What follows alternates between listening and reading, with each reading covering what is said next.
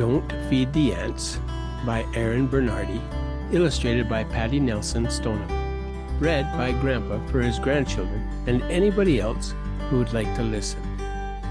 Myra discovers the truth about ants. My name is Myra Ruiz. I began my 4th grade year as one happy-go-lucky kid. I got to wear my favorite t-shirt and tennis shoes, and I got to walk to school with my neighborhood friends instead of my brother Tony, like last year. Miss Lamb's class was the coolest 4th grade class at Kennedy Elementary School. As a member of the green team, I got to collect recycling with my BFF Rosie every Thursday after lunch. Yes, all the stars in the sky were shining brightly in the world of Myra Ruiz, aka me. That is until the day we had to switch table groups. Being a part of the purple team changed everything. Jewel and Marco wanted to be first, and I liked to be first too. They had a lot of ideas, but there was too much talking and not much listening. When I tried to share my ideas, Marco shouted, "You're not the boss." And Jewel chimed in, "Yeah." Stefan didn't say a word. He just crumbled his pink pearl eraser into tiny pieces. When Ms. Lamb used her caring voice to announce, "Purple team may stay in during recess to work on their good ideas and finish their science project plan outline." I sank down into my seat and thought, being in purple team is the worst. As long as I'm in purple team, I won't be able to get any work done. As these troubling ideas crept into my mind, I noticed a few red ants strolling throughout the garden in my brain. Next, a new seed was planted, and I felt so low I thought to myself, if this keeps up, I'm probably going to fail 4th grade. More red ants joined the others. They were wearing scarves wrapped on their heads. I watched them nibbling eagerly on the seeds of my sorry thoughts. I felt hopeless. The next day, the purple team worked on math. We divided up the work, cutting out rectangular arrays for 6s. Our job was to paste them onto chart paper. I was cutting the 3x6 rectangle, slumped down in my seat, when Marco grabbed the array sitting right in front of me and pasted it onto chart paper. I felt no joy on the purple team. I guess Ms. Lamb noticed my change from happy-go-lucky to meh. She held a hall pass right under my nose. The pass had a check on the box, counselor. Comments, ants. As I walked down the hallway toward the counselor's office, I looked at the hall pass. Ants? Why does Ms. Lamb want me to talk to our counselor, Ms. Burke, about ants? The door to Miss Burke's office was wide open, so I walked in. Ms. Burke sat at her computer, her hair all silvery and her eyes framed with giraffe print reading glasses. Her office had colorful posters like 13 Acts of Kindness for Dogs and "Have you filled a bucket today?" Ms. Burke smiled warmly and invited me to sit with her, asking, "How can I help you, Myra?" I handed her my hall pass. She read the word ants with a curious tone in her voice. Miss Burke said, "Myra, why don't you tell me about your ants?"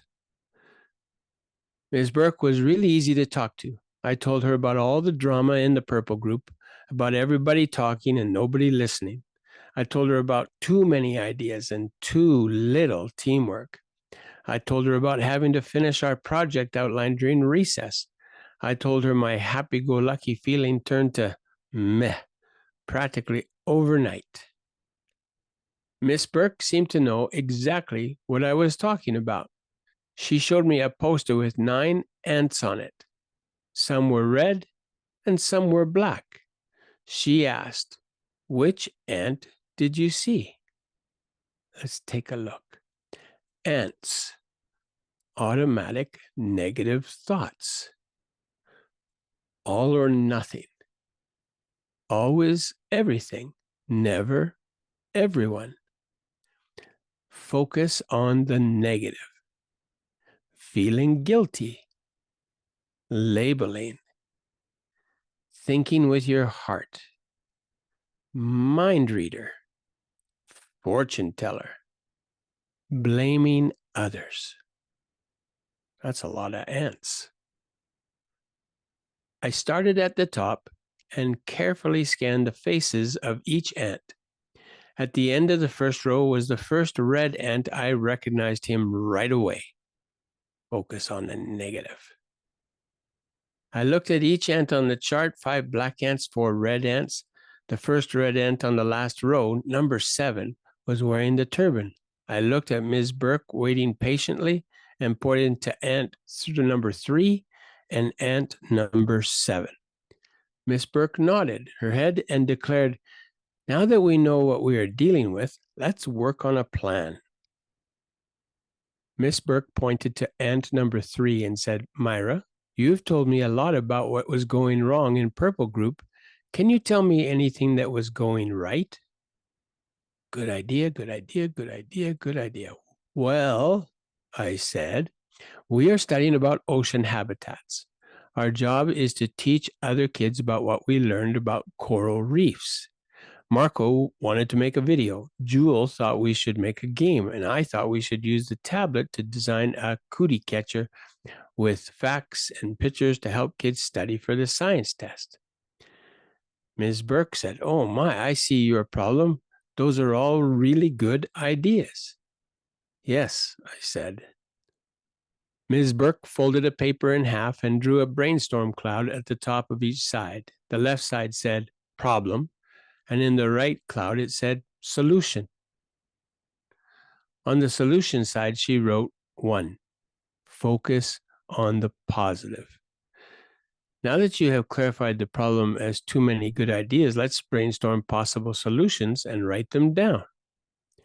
I wrote, take turns, find a fair way to pick the best idea, use parts of different team members' ideas.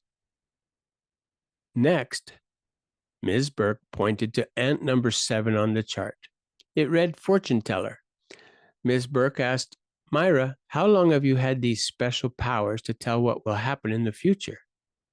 "Special powers?" I asked. Ms. Burke replied, "You chose the fortune-telling ant, so I thought you might have a special power." I shook my head and mumbled, "I just feel so hopeless." When Miss Burke asked me why I felt hopeless, I told her it was because the team was not taking turns or using active listening. Miss Burke smiled and said, "Myra, that is a very helpful observation, and your team does not need a fortune teller to solve that problem." On the problem side of the brainstorm paper, Miss Burke wrote, "Fortune teller ant," and drew a red ant with a turban on its head. Miss Burke explained, "Myra, ants are automatic negative thoughts. Everyone gets them. 1 or 2 are no problem, especially when you can see them for what they are. The fortune teller ant is very powerful, and it can make you believe it is real if you let it. So here's some advice to help you when you first see an ant wandering in the garden of your mind."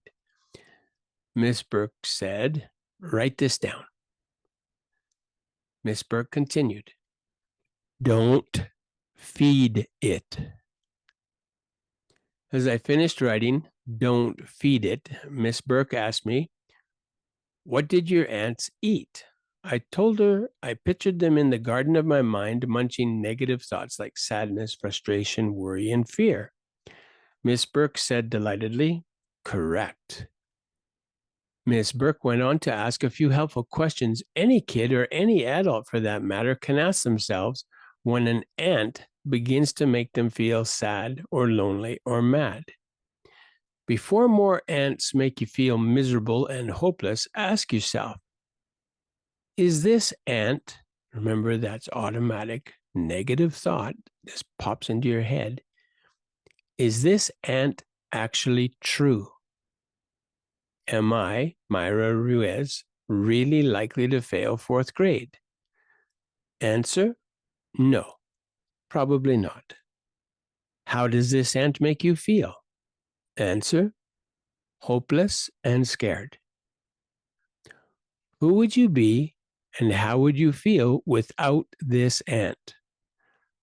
Answer, I would be Myra Ruiz, the happy-go-lucky fourth grade girl in the coolest class at Kennedy School. Walking down the hallway, I saw my class going in the library. Ms. Lamb stood outside the library watching me. She asked me how it went with Miss Burke. I showed her my brainstorm paper and told her about the ideas to outsmart the ants. Ms. Lamb thanked me for sharing my brainstorm paper. She offered to put it on my desk so I could share it with Purple Team after library. I accepted her offer. Well, I bet you are wondering what Marco, Jewel, and Stefan thought about the ants and my idea for Purple Team to find a fair way to take turns and get our teamwork done. Purple Team was already late turning in our plan sheet to teach about the coral reefs, so the team agreed to give my ideas a try. Number 1, take turns. Number 2, find a fair way to pick the best idea. Number 3, use parts of each team member's ideas. But the best part was Stefan stopped breaking pieces off his pink pearl eraser and showed the team his idea. He took a homework calendar and in the corner of every day of the week, he wrote each team member's initials, MR for Myra, MS for Marco, JR for Jewel, and SC for Stefan. Stefan said that instead of wasting time arguing, each team member could be the boss on their day. Everyone liked the idea of having a day when their idea would be chosen. So I learned 3 things in fourth grade to help me to stay a happy-go-lucky girl. They are, number 1, when an ant, automatic negative thought, wanders into the garden of your mind, don't feed it. Number 2, plant feel-good seeds instead. Think about good memories, fun plans, or acts of kindness. Number 3, if you find yourself feeding your ants with thoughts of sadness, fear, loneliness, or frustration, ask yourself a few mindful questions. Number 1, is this ant actually true? How does this ant make you feel? Who would you be and how would you feel without this ant? Taking the time to care for the garden in your mind, planting seed ideas that create positive feelings, is a part of mindfulness, and this can help you to be one happy-go-lucky kid.